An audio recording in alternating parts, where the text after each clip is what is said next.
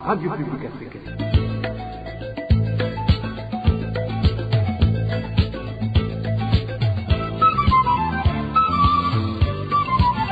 Radio Publique Africaine.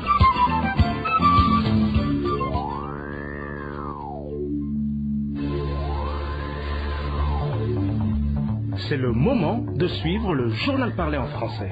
À la présentation, Onésime Douchimakité.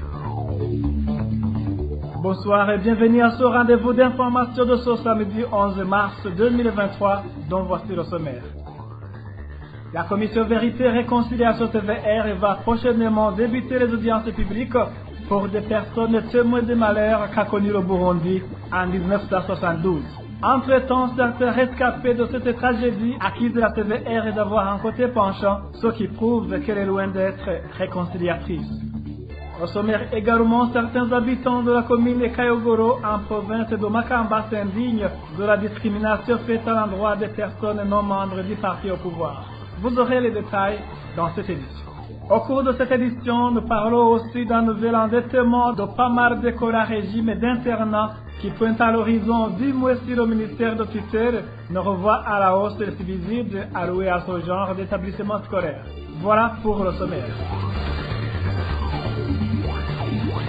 Je vous le disais en titre, les audiences publiques de la Commission Vérité et Réconciliation TVR vont débuter très prochainement pour des personnes témoins des malheurs qu'a connu le Burundi. Déclaration du président de la TVR dans un café de presse qu'il a animé mardi dernier.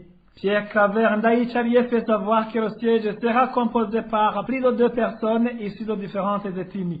La Commission Vérité et Réconciliation du Burundi entame dès ce mois de mars 2023 la phase des audiences publiques sur les violences commises en 1972-1973 dans tout le pays. Ces audiences sont de 3 catégories, à savoir les audiences publiques, les audiences à huis clos et les audiences thématiques. La Commission a déjà établi un protocole de conduite des audiences. Le siège sera composé d'au moins 3 commissaires qui ne sont pas de même ethnie. Au cours des audiences, la CVR pourra entendre les parties concernées et les témoins. Elle pourra de sa propre initiative entendre toute personne susceptible de donner des éclairages, des éclaircissements sur les faits. La commission organisera aussi des audiences thématiques sur les grandes violations commises dans le passé, aux fins d'en connaître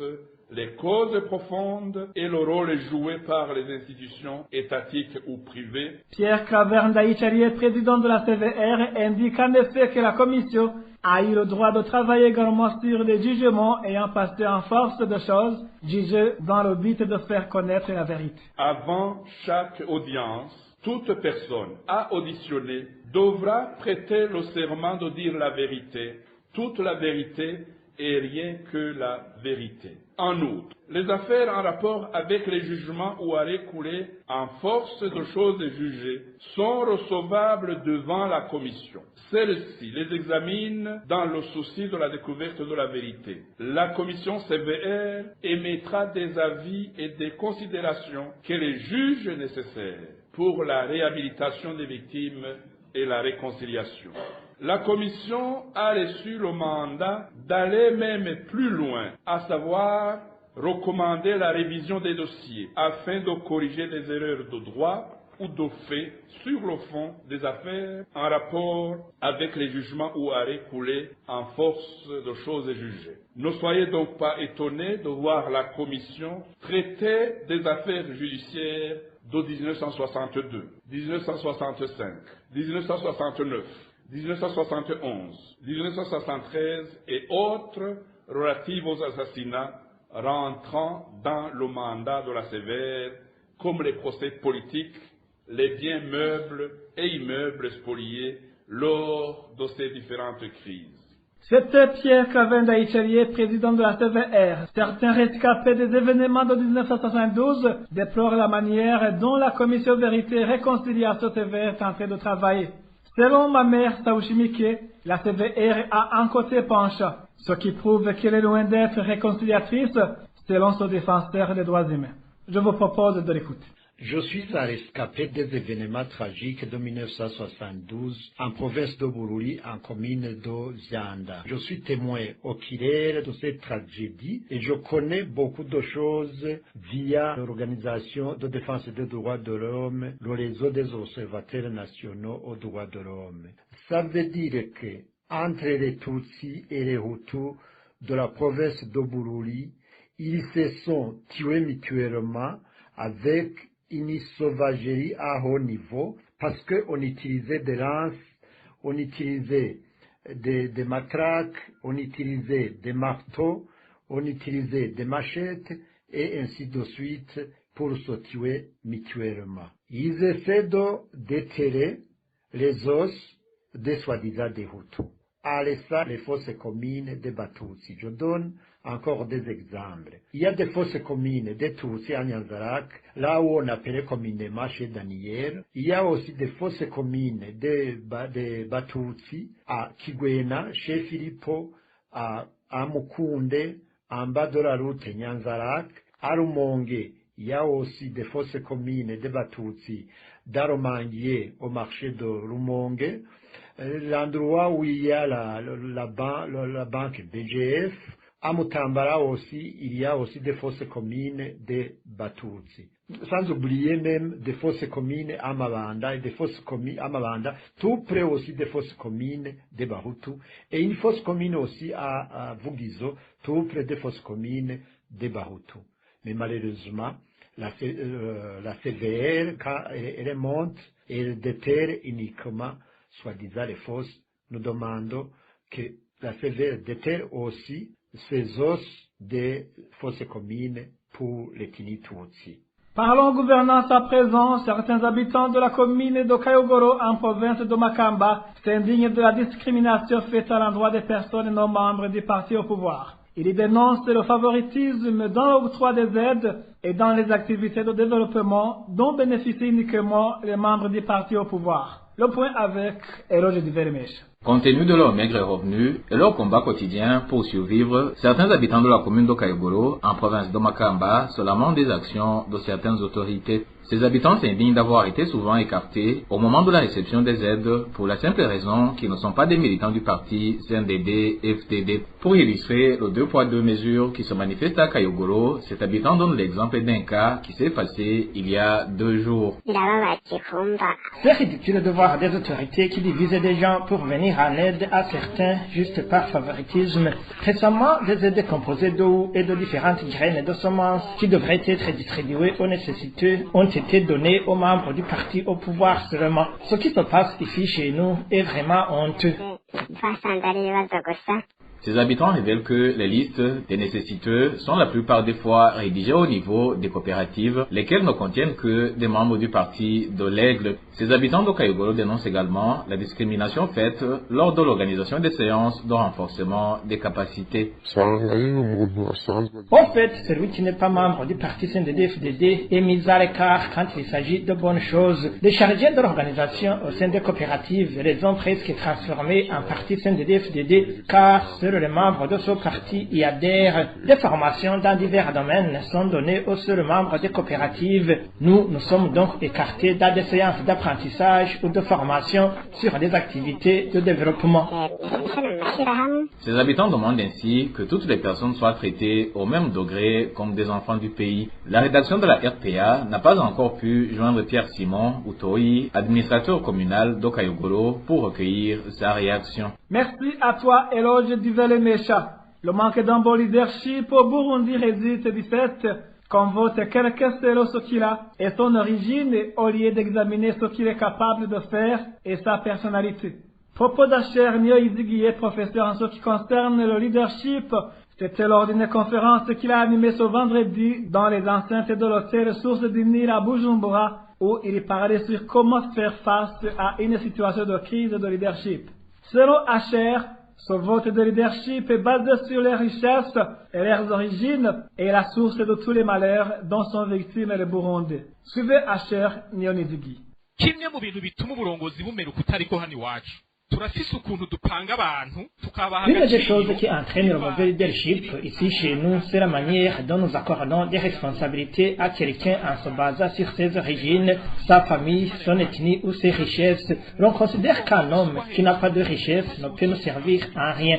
Ainsi, au fur et à mesure, cette personne qui a été honorée commence à se considérer comme supérieure. Elle commence à minimiser certaines catégories de personnes.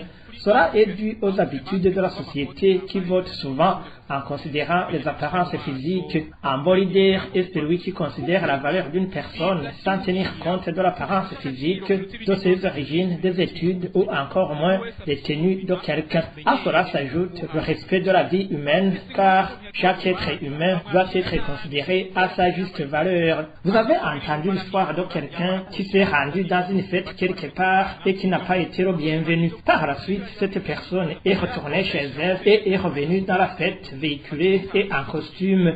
Cette fois-ci, elle a été bien accueillie et bien servie. Ce comportement existe aussi parmi nous aujourd'hui. C'est cela qui pousse les autorités à se méconduire. Nos autorités croient que le faible doit subir l'injustice et déposséder de ses lopins de terre. On ne pense jamais à l'aider à s'épanouir.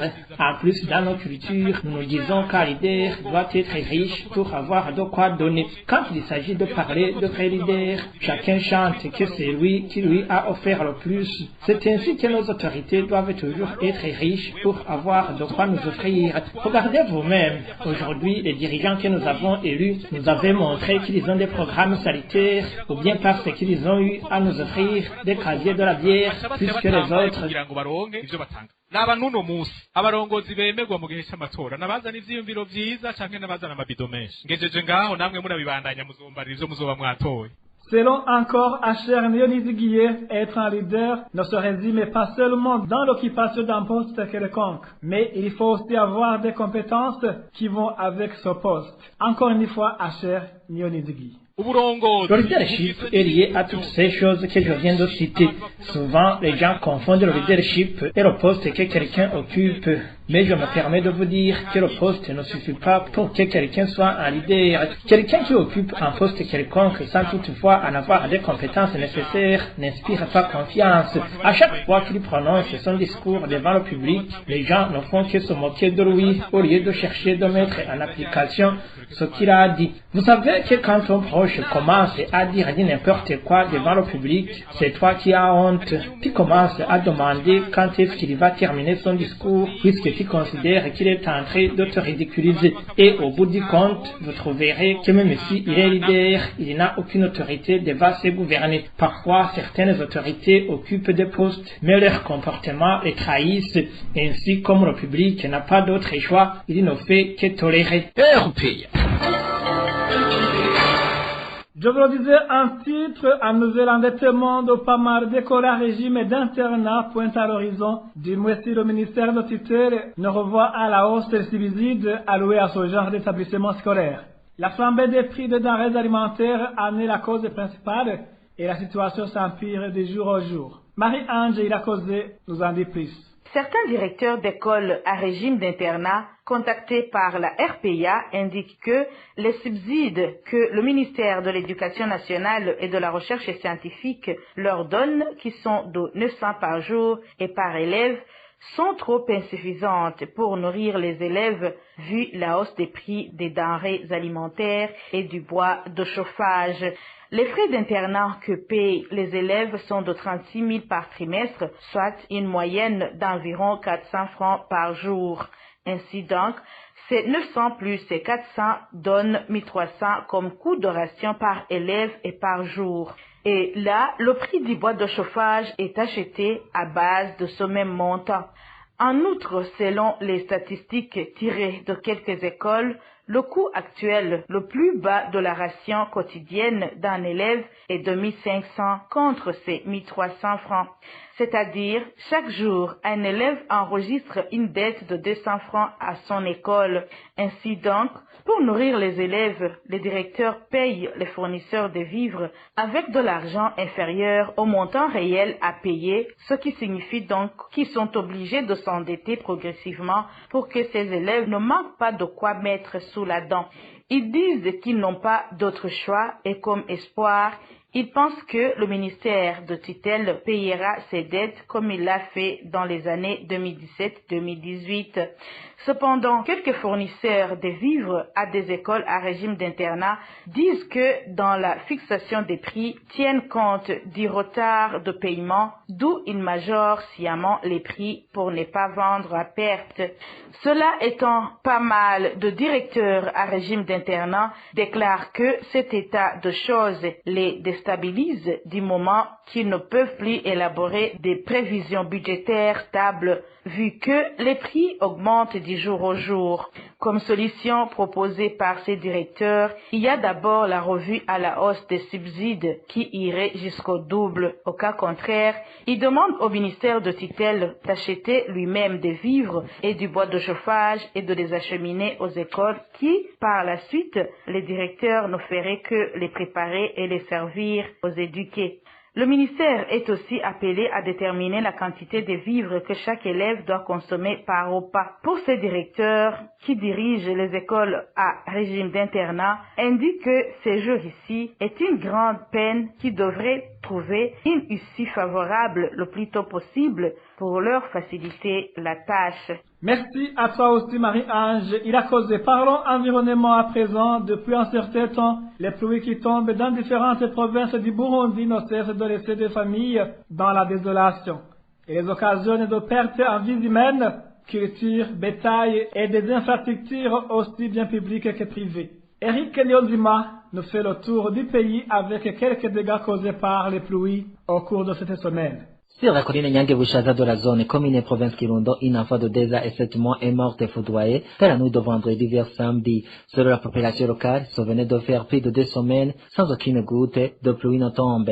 Un jour avant, c'était en province de Karusi que la pluie a fait 2 victimes. Jeudi de cette semaine, sur la colline Rabiro de la commune Mutumba, un jeune homme de 20 ans est mort foudroyé en cours de fortes pluies. La nuit de mercredi à jeudi, c'est en commune Mugina de la province de Chibitoke que la pluie a causé de dégâts. De fortes pluies ont endommagé champs et cultures, plusieurs maisons d'habitation et une infrastructure publique. La colline qui a été beaucoup plus touchée est Butaramoka. Sur cette colline, lors de cette pluie, l'école fondamentale Gisoko s'est effondrée et faisant d'énormes dégâts sur les bancs pupitres. La même nuit, de fortes pluies se sont abattues sur la colline Mutambo de la province de Bujumbura. Cette pluie mêlée de la glace a fait beaucoup de dégâts dans les champs. 2 hectares de cultures vivrières ont été endommagés, que ce soit en commune Mugina de la province de Chibitoke, que ce soit en commune Mutambo de la province de Bujumbura. La population demande l'intervention du gouvernement ou de bienfaiteurs pour qu'elle puisse traverser ces moments difficiles. Merci à toi aussi, Eric Nyozima. Après une petite transition,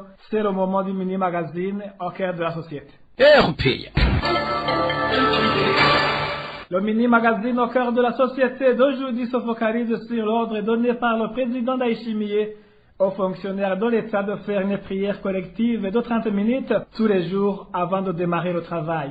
Au cœur de la société vous est présenté par Grace Zawadi. Au cœur de la société. Au cœur de la société est une émission de tous les samedis, préparée en synergie par les radios Inzamba, Agatekakawe, Radio RPA, Ijuya Wanyagihugu, ainsi que la radio-télévision Renaissance. À partir du 7 mars 2023, tout le personnel de la présidence, de la vice-présidence et de la primature participe dans une prière commune de chaque matin avant le début du travail de 7h30 à 8h. Cette prière a été instaurée par un communiqué du 6 mars signé par le chef de cabinet civil du président de la République.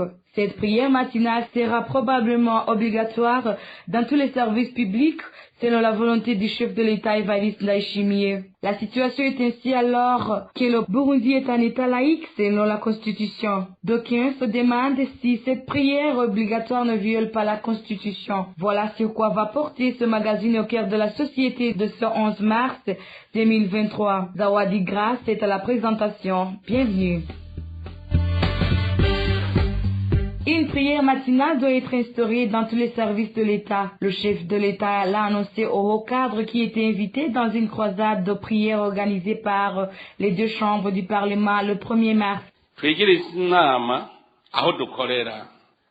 Convenons-nous de démarrer nos activités sur les lieux de travail avec la prière. J'entends quelqu'un qui approuve mes dires sans réserve. Mais il y a d'autres qui se disent ils vont découvrir que je suis souvent en retard. Les Burundais savent embellir des choses, même si ces choses-là ne sont pas bonnes en soi. Par exemple, il peut te dire, tu vois, ces histoires de prier collectivement le matin, alors que nos religions sont différentes, il te le dit avec beaucoup d'arguments embellissants pour que tu abandonnes, alors que c'est Satan qui est en train d'utiliser cette personne. Dites-moi, si à partir de 7h30, nous prenons 30 minutes de prière avant de commencer le travail, qu'est-ce qu'on va perdre? 30 minutes, c'est très bon, et nous démarrons nos activités avec un cœur paisible. Contraindre une personne à prier est anticonstitutionnel. Selon l'ancien parlementaire Léonard Nyangoma, chacun doit choisir ce qu'il croit et ce qu'il ne croit pas. Prier pour certains, ça peut les conforter avant le travail, ça peut les aider à mieux organiser leurs services, mais les fonctionnaires, les travailleurs dans les différentes entreprises privées, ils appartiennent à plusieurs confessions religieuses. Or, on sait qu'il y en a des milliers au Burundi. Alors, tout ce monde-là, d'abord, où vont-ils prier? Puisqu'ils ne peuvent pas le faire dans les locaux de l'État. C'est interdit. L'État burundais étant un État laïque, ce n'est pas encore un État théocratique. Ou dans quel endroit vont-ils organiser ces prières? Et ceux qui ne croient pas, on va les forcer de prier. C'est-à-dire on va violer leur liberté de conscience qui est un droit reconnu par la Constitution de la République du Burundi. Alors, je dois dire vraiment que je n'ai pas été très surpris de cette sortie du président, de cette prise de parole. Je me souviendrai que un jour, c'était la fête du 1er mai, la fête de revendication des droits des travailleurs. On était rassemblés dans un stade et tout d'un coup, j'ai entendu l'animateur du jour demander à la population de se lever et de commencer la prière. Je me suis posé la question, qui va faire les prières? Parce que nous sommes de diverses confessions religieuses. Comment est-ce qu'on va le faire? Qui va organiser ça? Bon, on a sélectionné quelques confessions religieuses qu'on croit les plus importantes, les protestants, les catholiques. Ce sont ceux-là qui ont organisé la prière, tout en frustrant les autres que sont les musulmans ou d'autres sectes, puisqu'il y a des milliers au Burundi. Léonard Nyangoma conseille d'arrêter ces prières obligatoires dans les services de l'État et que ceux qui veulent prier se rendent dans les différents lieux de culte. Je recommanderais aussi au président, c'est qu'il soit le premier respectueux de la loi, des lois de la République du Burundi, et en particulier la Constitution du Burundi dont il est garant. Il est aussi le garant de l'unité nationale. Ce travail de prière matinale, il faut laisser les confessions religieuses organiser leur travail. Il y a une certaine division de travail. Il y en a qui ont étudié la théologie, qui savent comment organiser la prière. Ce sont les pasteurs, ce sont les prêtres, ce sont les chefs et d'autres. Il faudrait aussi arrêter les fameux forums que le pouvoir organise chaque année, 2 fois, je crois, par an. Et les forums qu'on appelle les bicoranés, qui réunissent la plupart des fonctionnaires de l'État pendant toute une semaine, ce qui paralyse les activités donc de l'État. Normalement, ça, c'est aussi une violation donc de la Constitution. Ce qu'on demande tout simplement, c'est respecter la liberté de conscience, traiter au même pied d'égalité les différentes confessions religieuses, c'est faire respecter la laïcité de l'État burundais pour l'intérêt de tout le monde, pour renforcer l'unité nationale dans notre pays. Léonard Nyangoma était au micro de nos confrères de la radio RPA. Le premier article de la Constitution stipule que le Burundi est une république indépendante, souveraine, laïque, démocratique, unitaire et respectant sa diversité ethnique et religieuse. D'après les chiffres du dernier recensement de 2008, 6% des Burundais pratiquent encore les religions indigènes ou ne croient pas du tout. Et c'est par ici que prend fait le mini-magazine au cœur de la société d'aujourd'hui. Zawadi Grace était à la présentation. Au revoir. C'était l'émission Au cœur de la société.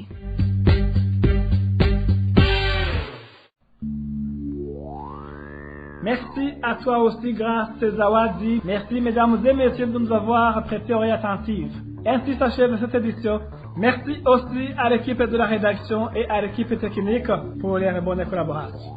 À la présentation, vous étiez avec Onésime Dushimagit. Bon week-end à tous.